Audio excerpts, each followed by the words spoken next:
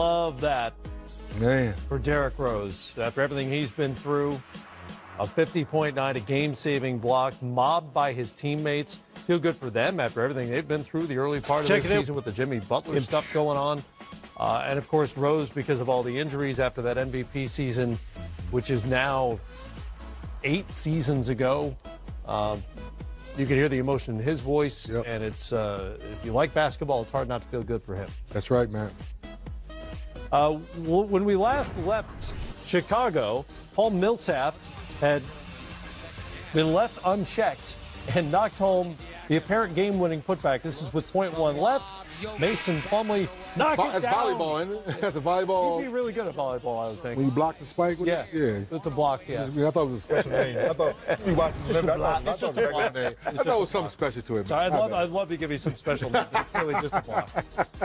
And Denver hangs on to win it, 108-107. Maybe not their best game of the season, all in all, but good win. Folks, they're 6-1. Still good win. Because a lot of times You have to get those back. You go on the road, you're playing against a team you should be. Sometimes you play down and you lose that game. Right. Well, that was part of their rep. Exactly. So now Coach Malone could go back and say, hey, guys, you figured out how to win a bad game on the road. You don't have to give those back either. I mean, I think at the end of the season, you know, when you need that one extra game that they could have used last season, last on the last night, Good this is one of those ones you look back on and say, thank goodness we got it. Derrick Rose, how do you put into words what we just saw from him? Haven't seen him that spry in a long time. Haven't seen that kind of emotion from him in a long time. It's weird. I think back to the first time I ever saw Derrick Rose in the flesh. He and Eric Gordon playing a summer league game in Las Vegas against O.J. Mayo and Billy Walker. Right. And it was, you had heard about him, but you didn't know just how breathtaking he was with the athleticism and the speed. Now, granted, this is not the same physical specimen he was then, but God, just to see him. The first summer in 7 years where he wasn't rehabbing the knee or the elbow or the back or the hip or some type of injury he was going through. So to still see the love for the game and to have a night like this where we've seen Steph Curry go off for 54 and now Clay for 52 and Kevin Durant for 41 and I think even Devin Booker's had guys have had Blake Griffin had a 50-point game already. So to see Derrick Rose have it, very happy for you, Pooh. Enjoy your night, and hopefully you can build on this and help your team get more wins. Remember the MVP in 2011, a year later, tore the ACL, missed an entire season. So he had a season where he played 39 games. He had a season where he came back from the ACL, played only 10. A couple of years later, he had a season in which he played only 25 games. That was just last year. All that. He's only 30 years old. He's made a ton of money because he had a huge contract. What it's taken for him to get back to this point, to be this productive. And I'm sure Tom Thibodeau is overjoyed, given all the situation that's going on in Minnesota, to have Derrick Rose have a night like this. And, Matt, you remember last week, Coach Thibodeau came out in the media. Now, I don't know if he was just saying to boost Derrick Rose, but he did say, what I'm watching right now in training camp in his first couple weeks, if he stays healthy, he will be one of the best players in the NBA today after everything he's been through. After a night like tonight, maybe Tibbs maybe the players are seeing something in practice we don't see every day. Tonight he showed us. Might be onto something, and that'll, at least for a day or so, that'll take Jimmy Butler out of the headlines in Minnesota. Yes. And that's a good thing for the Timberwolves. Dwayne Wade, he's a fan, home or wherever he is right now in the league, watching D. Rose. Yeah, he was hooping. He was hooping. Reminds me of what Jabari Parker said earlier this year, too. Earlier, in training camp, I think when he was getting introduced in Chicago, when he was asked about Derrick Rose. He's held in a different, light by guys from Chicago, D. Wade, Jabari Parker, both from Chicago, and guys in the league who recognize just how talented he was, before the injuries. This is a special player, unfortunately, who hasn't been able to exploit his abilities to the fullest extent because of the injury. Amazing night for the Minnesota Timberwolves. Meanwhile, in New York, Victor Oladipo showed up as Black Panther and then played like a superhero. He got powers. Vibranium was working. Yeah, it was. As he went for 24 tonight in a win over the Knicks, 107-101. Just picking up what he showed us last year, Sekou. Pulling up and putting it in your face like that, 3D perfect. Ooh, look at Sabonis. We apologize, Sabonis. 12 of 12. Ooh. 30 points, pretty good off the bench. What'd he wear? What was his costume? More game time coming up. When is Arvidas?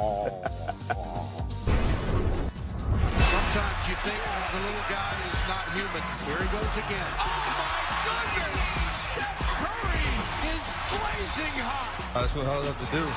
Many as I shoot, I better make a lot of them.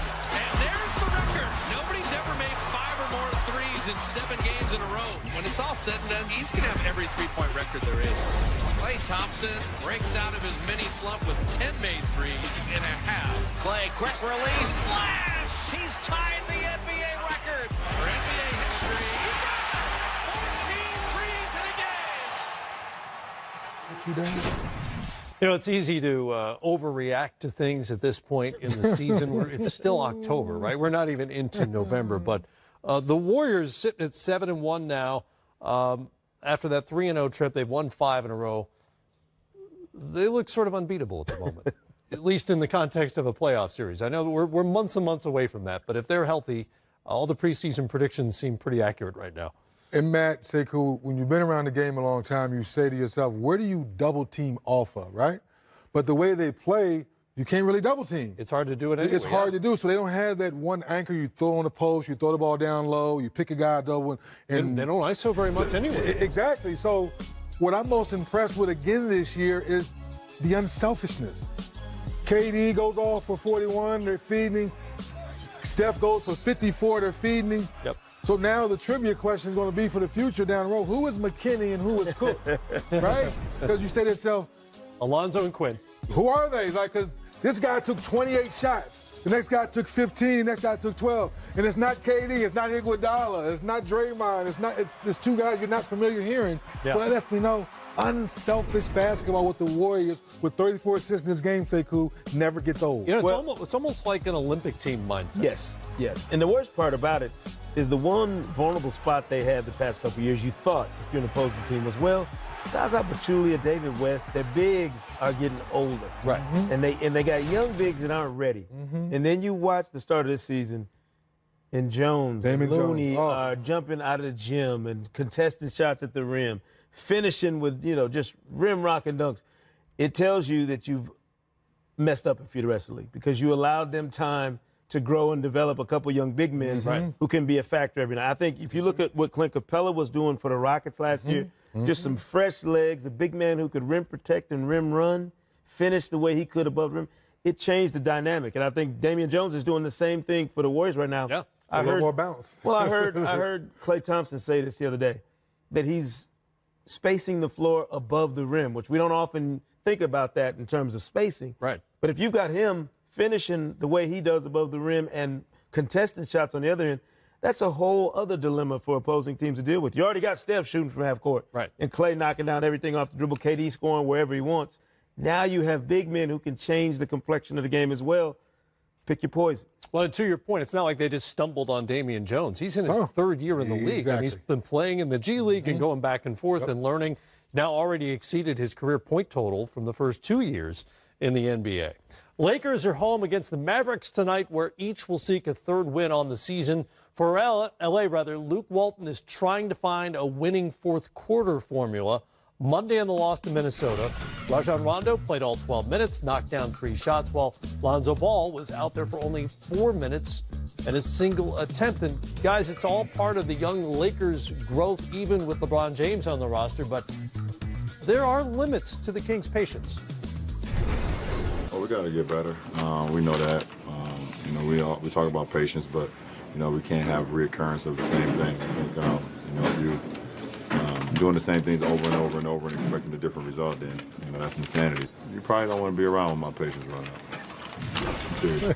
Full on David Banner there. Yeah, he did. He's already got the shirt on. Yeah, so he's already changing to something going to turn else. green on us any moment now. Yeah, it's interesting to me looking at the Laker roster, and this goes back to last summer when they did what they did with the one-year contracts for veterans, but they've got competing priorities perhaps now versus later. And as Luke Walton tries to decide who his closers are, what's the approach? What should be the priority in terms of trying to win games right now and trying to develop some of the younger guys?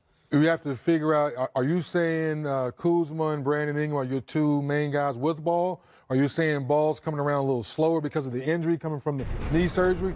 So the little altercation was a blessing and a curse, Sekou, and here's what I say. Ingram's out those 4 games. You saw Josh Hart play lights-out basketball. You saw Kuzma play lights-out basketball. For those couple games, Ball shot the ball better from 3.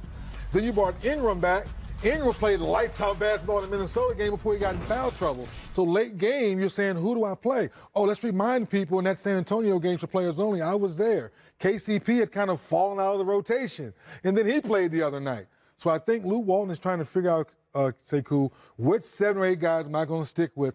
2 guys are going to be mad. Is it Lance Stevens and Kate? Somebody's going to be mad. Go to them now and say, look, this is my 8-guy rotation. I need you to be a professional, work hard in practice. You're just not going to play right now. You have to talk to guys and be that transparent. Otherwise, guys feel like yo-yos. One day I'm playing, one day I'm not playing. And I think that's what Luke and Brian Shaw, the rest of that coaching staff, has to figure out. The big picture, though, most of the folks who watch the league on a regular basis, outside of L.A. maybe, don't expect this to be a championship contending team when it's all said and done. Don't you have to be cognizant of the big picture when it comes to developing these young guys? Yeah, if you're Magic Johnson and Rob Pelinka, but if you're the coach and you know that your bottom line is, do we win or lose every night? Mm-hmm. That gives you a completely different perspective. I think one of the biggest issues, 3D and Matt, they're 2 guys who you would have to normally make this choice about, basically play the same position as your best player. Right. LeBron is there, and you know what he does, what he brings, and he's got the ball in his hands late in games. But you got to make a decision between Kuzma and Ingram, because if you can't play them together, you got to play one or the other. And that's where, to me, the great dilemma becomes an issue for the Lakers. I think Kuzma's a better fit right now, playing off of LeBron late in games. But I think if you're the Lakers, you have planned for Ingram to be that guy. So now you have to ask yourself, how much are you willing to give up on the defensive end by trying to play these 2 guys together, if at all? And if that's not the case, you, like you said, 3D, you're Luke Walton. You got to make a hard choice now, and these guys are going to have to live with it and work around it and be professionals and continue to play no matter who's out there at the late games. Yeah, because think about it, Matt.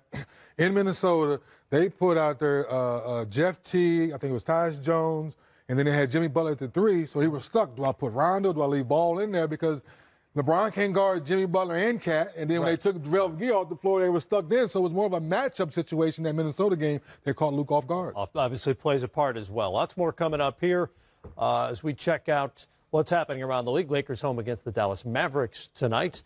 Speaking of checking out, check out Victor Oladipo. Oh, Panther. Black Panthers tonight. Black Panther in the house. Indiana forever. Yeah. And on the other side, live in studio, the number 2 overall pick, Marvin Bagley III is here. We'll talk his rookie season and the streaking Size Kings. 16s, baby. Size 16s, baby. That's all we need. No costume tonight for Marvin.